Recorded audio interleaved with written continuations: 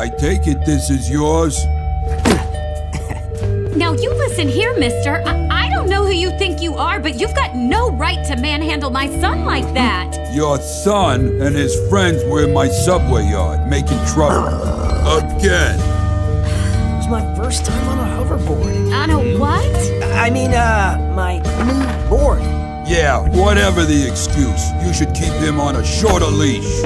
Hey! You can't tell my mom what to do. She's the best mom in the whole world, and if you ever tried... All right, Jake,